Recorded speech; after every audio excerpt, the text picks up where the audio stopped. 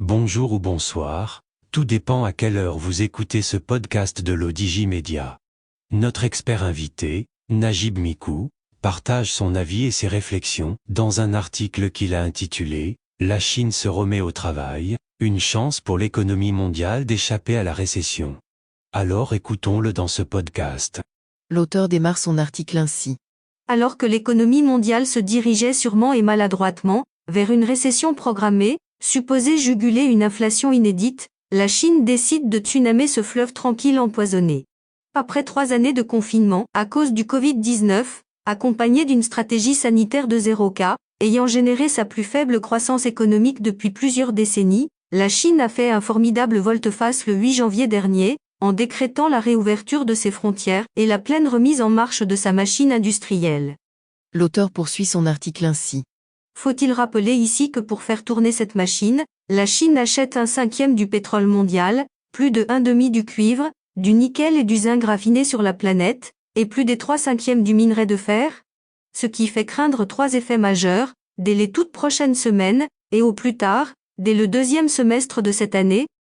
1. Le retour à la flambée des prix des principales matières premières. 2. Une forte turbulence dans l'approvisionnement des marchés, similaire à celle vécue du deuxième trimestre 2022 au deuxième trimestre 2023. 3. Le retour en force de l'inflation, après quelques mois de timide accalmie.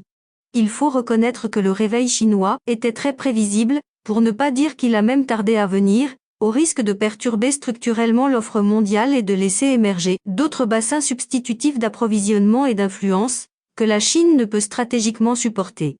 Quoique la récession programmée par les puissances occidentales ait constitué une aubaine pour la Chine confinée, en ce sens qu'elle lui a donné le temps nécessaire à son long redressement sanitaire. L'auteur précise ainsi.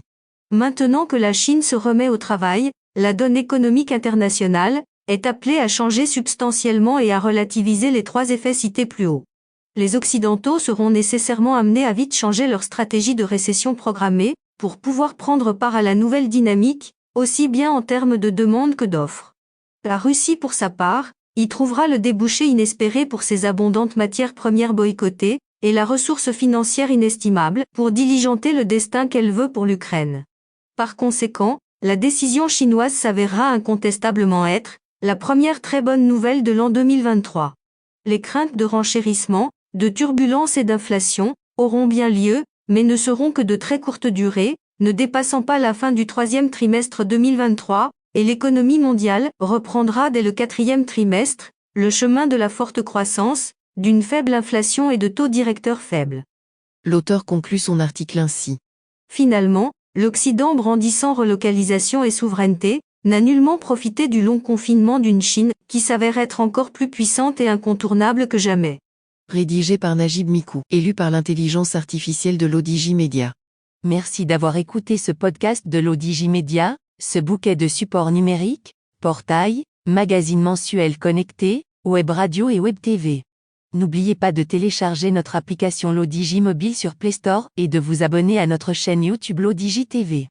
Vous pouvez, aussi, nous suivre sur nos réseaux sociaux, Instagram, Facebook, TikTok, LinkedIn et Twitter. Ou encore, vous inscrire sur notre newsletter quotidienne à partir du portail l'odj.ma.